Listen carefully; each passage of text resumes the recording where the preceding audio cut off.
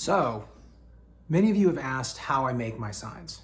And although they're not the crisp, professional, expensive screen printed signs that you can order in bulk, as long as you have a computer, a printer, a knife, and some spray paint and some painter's tape, you can kind of make any sign that you need and it'll look good. As you can see here, this is my InDesign file. I have chosen a font that was kind of stencil-y to begin with, but you want something chunky, you want something clean, easily legible, and then if you can find something, maybe it's got a little bit of character. That's why I chose this one. But in general, you want to make these letters as big as possible.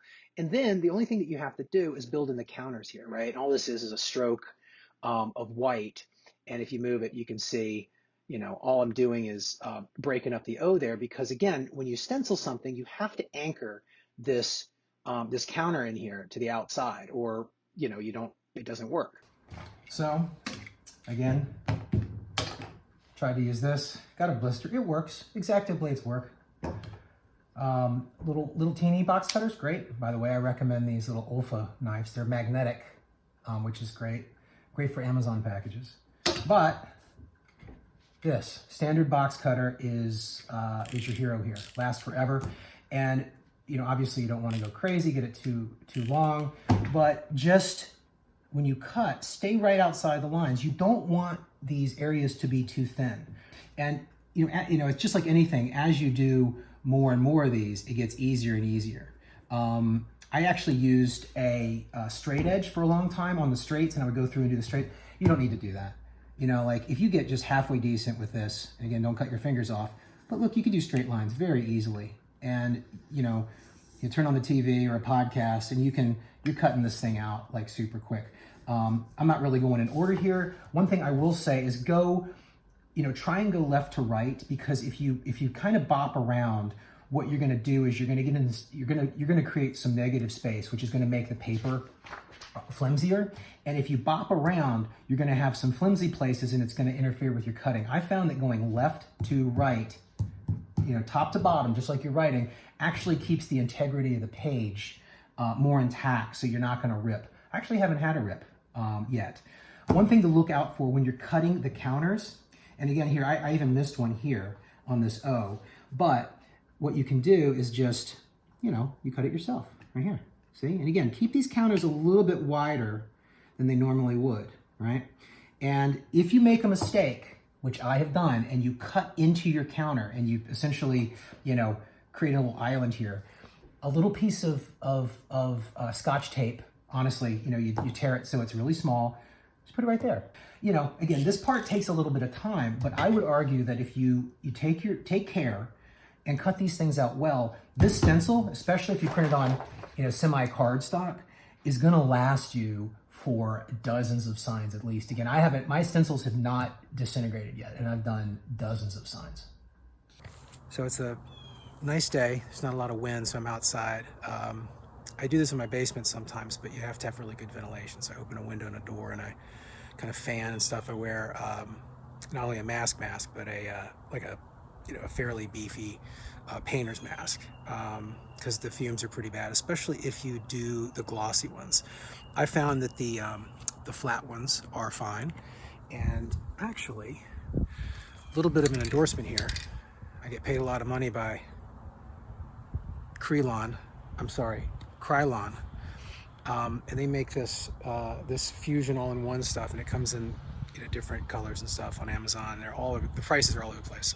But thankfully, the ones I've been using are fairly cheap. They're like $3, $4, $5 a can, and I can make a ton of these with 3 cans. If you can get outside and there's not a lot of wind, that's preferable, because this stuff is stinky. All right, so I'm going to talk about this stencil. It might look a little weird, but after seeing how the previous stencils reacted to being coated with a bunch of spray paint, I realized that a lot of these sections started to curl up, and I needed to somehow weight them down and sort of, to reduce the cleanup I had, right? And what I did was I just printed the stencil out and I arranged it, and I made sure to create really kind of close to the same size as my posters, right? 18 by 24. And everywhere the there were thin parts. I weighted them down with these sort of heavy-duty long nails, as well as marbles. I had a bag of like landscaping marbles. I just glued them on there with Elmer's glue, let them dry for, an hour, and it was ready to go. And the more it gets coated, the more it sort of becomes kind of plasticky. I mean, it'll probably wear out eventually, but, then I'll just make another one. But this worked very well, and it continues to work very well. And I've kind of ended up on this rainbow-ish thing. It doesn't really mean anything. It just makes it a little bit more visually interesting than just being black or one of these colors. I was never a tagger or a graffiti dude, but I always thought I could spray paint. Like who can't do a spray paint can? But I found out very quickly that you can do it badly. Even with the professional or the plastic stencils, the ones that are like super precise. If you spray paint wrong, you're going to get a lot of bleed, you're going to get a lot of puff.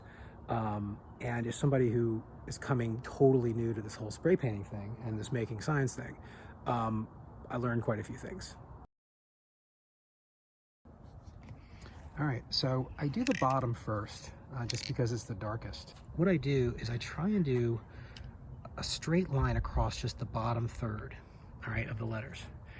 And the way I do this is I kind of blur my eyes a little bit, and I just really try and stay a consistent distance and almost be very robotic about it. Not overly so, but just, give it a good, steady, straight spray. And I usually get that one a little bit more. Same thing up here. I usually get that one just a little bit more. All right. Now for the red. Right in the middle. Right in the middle. Again, it doesn't even have to be exact. And I've found that being a little sloppy,